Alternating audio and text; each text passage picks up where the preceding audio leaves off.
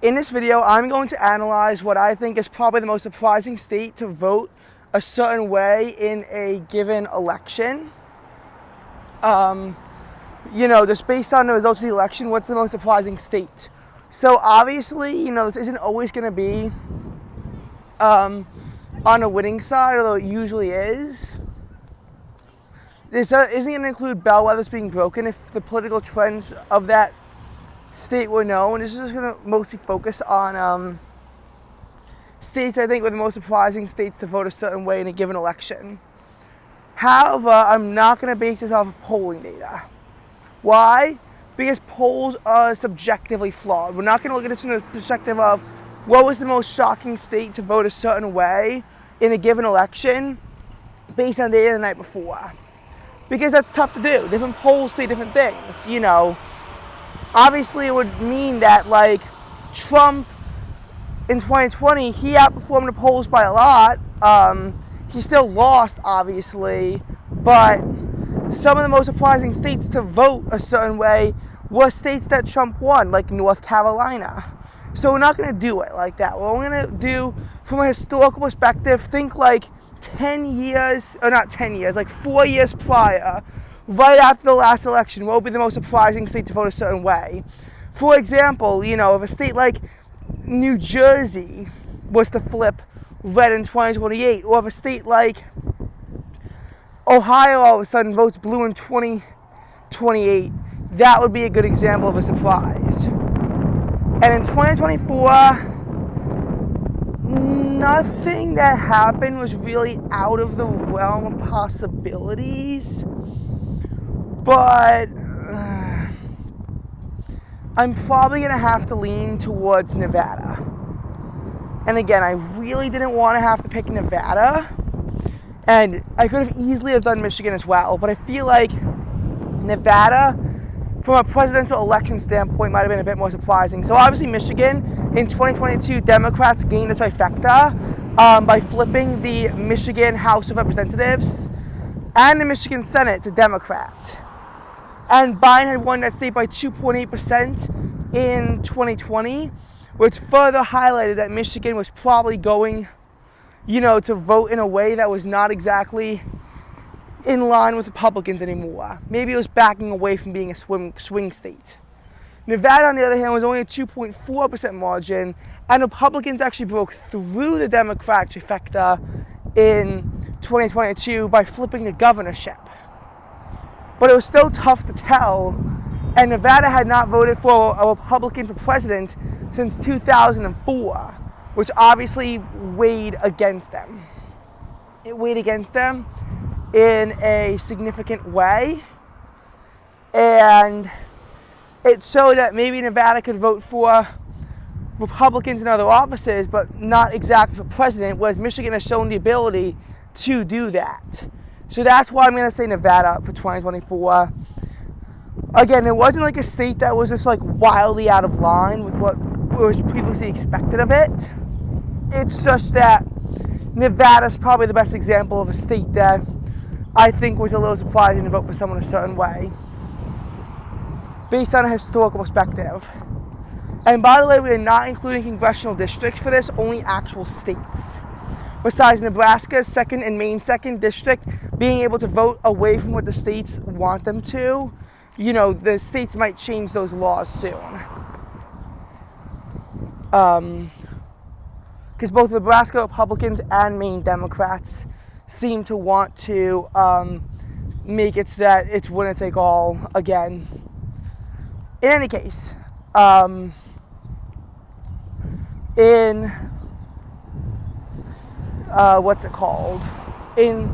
2020, the most surprising state is probably Biden's win in the state of Georgia.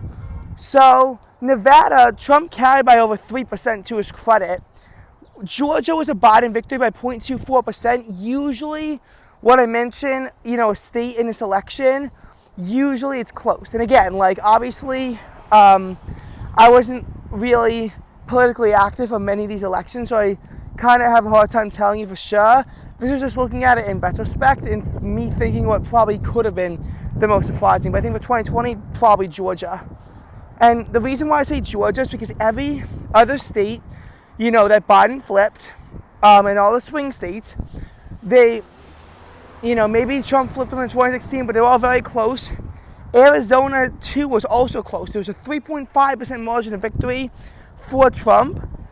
And the Democrats won the Senate race in Arizona in 2018. So Arizona was showing signs of trending purple. Georgia voted for Trump by 5.1%, so possibly a sign of a reduction in support for Republicans. But on the other side, you have the Georgia governor race in 2018 in a wave election where Democrats flipped 7 governorships. Georgia, the Republicans still win by 1.4%. So there was no clear warning sign, looking at it from a historical perspective, that Georgia was in a position to all of a sudden radically vote for a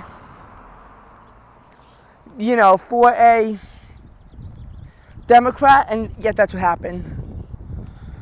2016, it's got to be Michigan, because Florida, Ohio, and Iowa were already known swing states, and Wisconsin and Pennsylvania, while they had voted blue in every election since 84 and 88 respectively, they've come closer than Michigan has, especially Wisconsin, where Bush was within 0.5% of winning Wisconsin in both of his campaigns. And Pennsylvania, too, was closer than Michigan was. Also, in 2008, notice how Pennsylvania was the closest state that either McCain or Romney won. 2008, Pennsylvania is 10.3% for Democrats. Obviously a huge margin of victory, but not that far off from where the tipping point was and national margin. Whereas Wisconsin was around 13%, Michigan was an astonishingly large 16.5% margin of victory for the Democrats in 2008. 2012, it's now, but Pennsylvania is still 5.4% for the Democrats, which is actually even further to the right than Iowa. Wisconsin is around, 6.7%. Michigan is still 9.5%, so it's barely within the 10% threshold after that. And all of a sudden, now Trump can win the state by 0.25% in 2016. Pennsylvania and Wisconsin, at least people saw as swing states. Nobody really would have thought that Michigan was a swing state, and yet it has shown that it can vote for Republicans. Also keep in mind that another factor was that, Democrats have had both Senate seats in Michigan, I think, for the entire millennium. Whereas at least in, At least in Wisconsin and Pennsylvania, you had Republican senators. So Republicans could win statewide offices there. They had a really hard time doing so in Michigan, even though Republicans won the governorship in 2014 and I think had a trifecta. Back then, political polarization wasn't exactly the same, so you had a lot of cross-voting, which you don't really see anymore. Again, I think Michigan is probably the most surprising. 2012, there weren't really any surprises. Everyone knew that Indiana was a fluke. Obama won most of the other states he won in 2008. The only exception was North Carolina. But I don't really know if it was that surprising given how North Carolina voted for Obama by 1/3%. So less than the 1% he won Indiana by in a major blue wave. So I'm not sure how surprising it really was. Again, I'm not sure because, it wasn't as decisive as 2008 for Obama, but 2012 was still a decisive victory. Well, not really too many surprises. 2008, obviously the biggest surprise is Indiana. Virginia hadn't voted for Republicans since 1964. Same for Indiana. North Carolina not since 1976. But at the very least, Virginia and North Carolina have shown signs of competitiveness. Indiana had been a staunchly Republican state ever since, Barry Goldwater in 1964 when he was the last Republican to lose a state. And Bush won that state by over 20% compared to around 12 in North Carolina and around 8 in Virginia. So certainly, a safe Republican state that all of a sudden defects and winds up voting for the Democrats by 1%. And it was a fluke too. It really was a fluke. Many would be surprised, in that era at least, that Indiana would go blue, while Missouri, which is a former bellwether state, went for the Republicans. But yet, that's the reality. Again, 2004 had a few changes from 2000, so I'm not really sure you could say that was the, there were any real surprises in 2000. The states that Bush flipped, in the sense of Iowa and New Mexico, were very close in 2000, whereas New Hampshire, which Kerry managed to flip, was also very close in 2000. And in 2000, I'm not really sure what the biggest surprise really was, since most of these states voted red in 1988. It's tough to really say what the biggest surprise was. And obviously what really headlined the 2000 election was Florida and that whole controversy with the election. That was really the whole controversy surrounding Florida and the 2000 presidential election, was the controversy about Florida and the whole recount. And how SCOTUS basically handed Bush the victory. But it's tough to say what the most surprising state was, because 1992 and 1996 were both big years for Democrats. They won over 370 electoral votes in each. So it's tough to say what the biggest surprise was, because then in 1988, Republicans won over 400 electoral votes. And while Iowa voted blue in 88 and red in 04, it was still blue in 2000. Not really sure what the biggest surprise really could have been by that perspective. It certainly wasn't Florida, I can tell you that much. And yet, Democrats also didn't really make too many surprises. New Mexico probably wasn't that surprising. Neither was Wisconsin, or Iowa, or Oregon. So there weren't really any big surprises in 2000.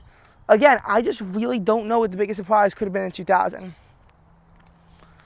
1996 didn't really have too many real surprises as well. 1992, there were a ton of surprises. Democrats had a huge year. From that perspective, though, Vermont really could have been one, because, again, hadn't voted blue since 1964. A Republican stronghold that only voted Democrat once in its entire state history, that all of a sudden now decides to vote for a Democrat in 1982. But at least Vermont had the warning sign of the 1988 election being close, and the 1984 and 1980 elections also being closer than what the national margin of victory was. At least Vermont had some warning signs. Montana was staunchly Republican beforehand. All of a sudden, 92, it flips. So I'm not really sure from that perspective what it could have been either. Again, when you have such a transformation, it's tough to really say. 96, most of the states remain the same. I mean, I don't know what the biggest surprise was in 1996. I guess Arizona, just based off the sense that Arizona hadn't voted for a Democrat since 1948 beforehand. So I guess probably Arizona. But it was close in 92. So it's tough to say for definitive sure.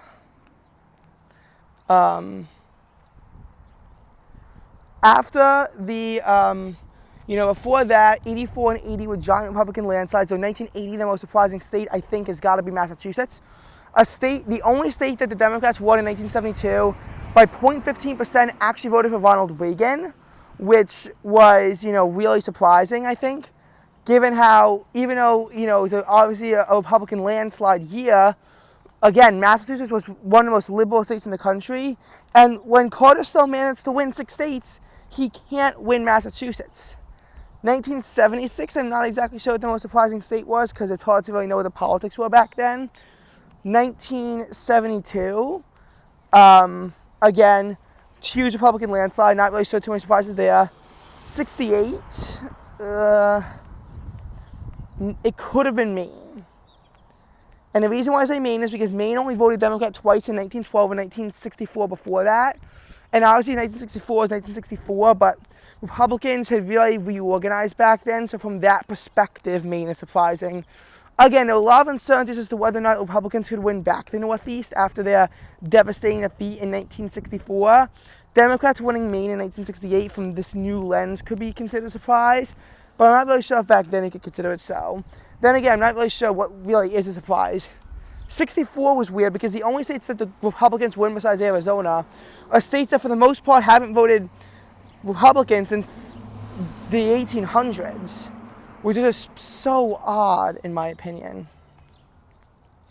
Like, it's just so weird how that's the election where it's gonna flip. Like, I just don't get it. And yeah, that's about it for election surprises, because before this, it just gets really hard.